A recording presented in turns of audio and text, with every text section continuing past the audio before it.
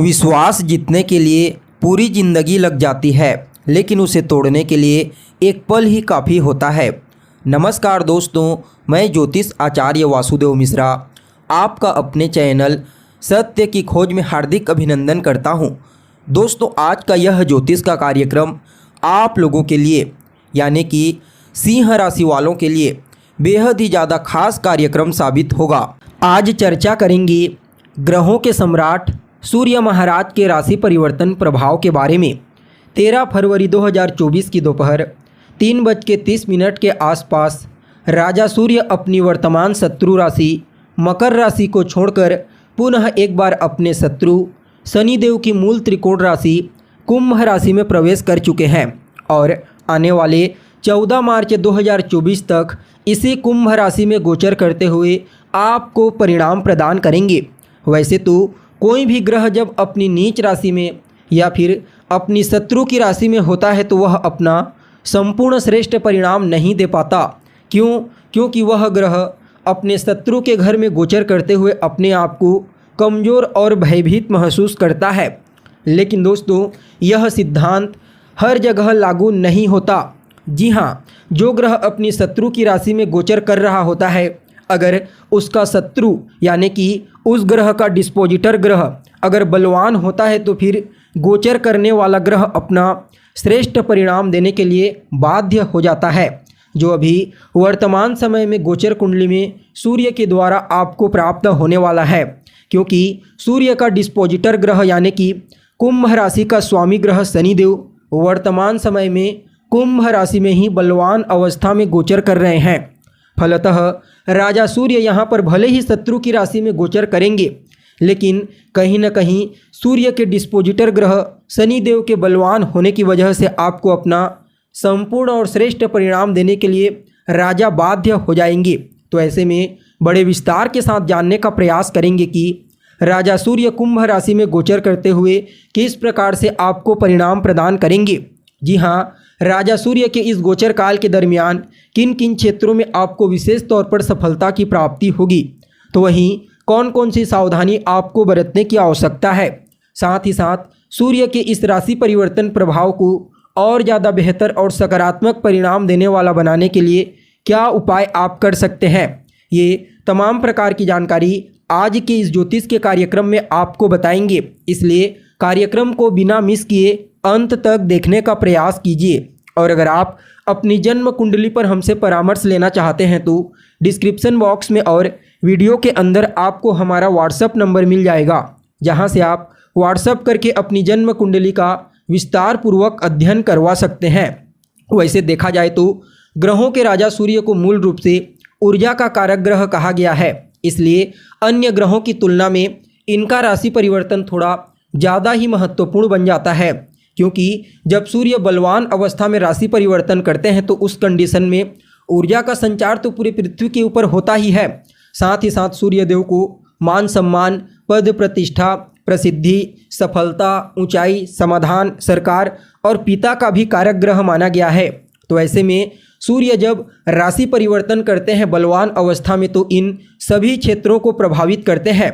जी हाँ, अगर सूर्य बली होते हैं तो उस कंडीशन में जातक को मान सम्मान, पद प्रतिष्ठा, प्रसिद्धि की तो प्राप्ति होती ही है। साथ ही साथ सरकार के साथ और पिता के साथ उसके तालमेल बेहतर होते हैं और उस जातक को अपने कार्य क्षेत्र में विशेष रूप से सफलता की प्राप्ति होती है। और अगर कहीं उसके जीवन में कोई समस्या आती है तो उसका समाधान उसके पास पहले से मौजूद होता है। इसलिए सूर्य देव का बलि होना बेहद ही ज़्यादा आवश्यक माना जाता है, तभी जाकर के वह अपना संपूर्ण और श्रेष्ठ परिणाम दे पाते हैं, अन्यथा उनकी वजह से बहुत सारी तकलीफ़ें होने लगती है।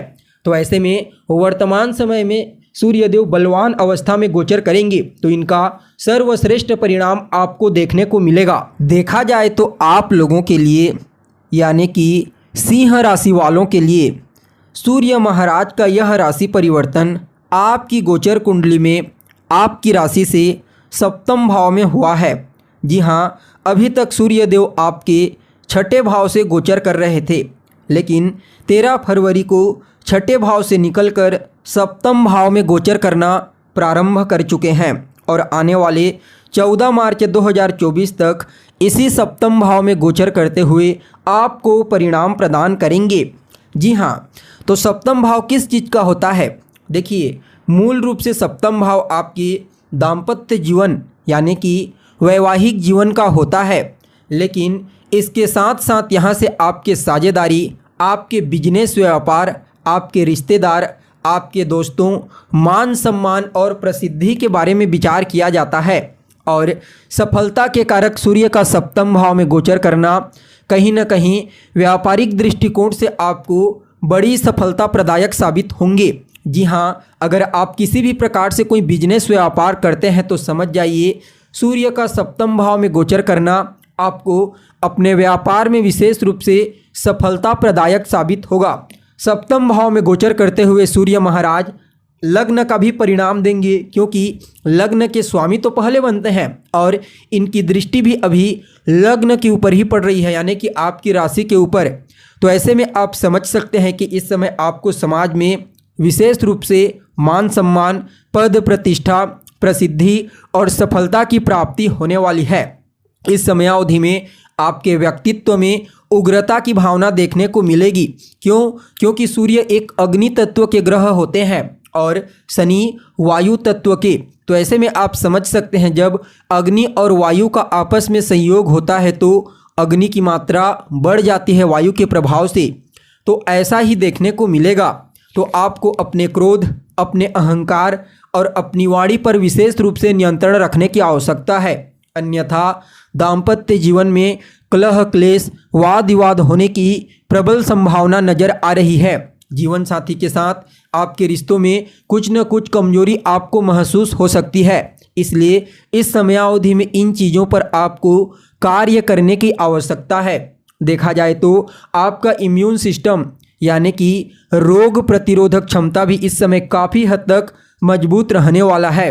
फलतः स्वास्थ्य से संबंधित कोई बड़ी समस्या आपको फेस करनी नहीं पड़ेगी। यहाँ पर शनिदेव को सूर्य का बल प्राप्त होगा।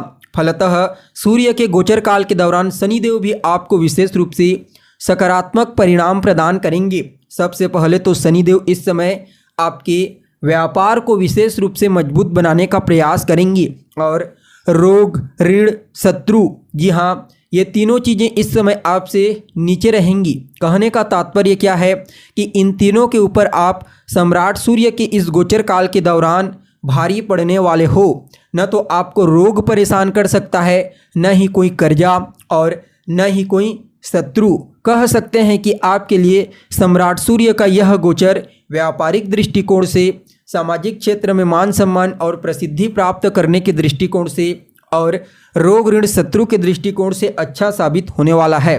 फिर भी इस गोचर काल के दरमियान आपको कुछ क्षेत्रों में काम करने की आवश्यकता है, जो पहले आपको बताया जा चुका है। बाकी इस गोचर काल का लाभ उठाइए। आप विशेष रूप से सूर्य देव को अर्घ्य प्रदान कीजिए रोजाना। साथ ही साथ अर्घ्य देने वाले जल में एक लाल रंग का पुष्प मिला करके सूर्य देव को अर्घ्य प्रदान कीजिए और रोजाना आदित्य हृदय स्तोत्र का पाठ कीजिए। आपके लिए आपके राशि के स्वामी सूर्य का यह गोचर हर प्रकार से श्रेष्ठ साबित होगा। तो दोस्तों, कैसी लगी आपको जानकारी? कमेंट करके बताइए। फिर मिलते हैं एक नए और ताज़ा एपिसोड में। तब तक के लिए नमस्कार।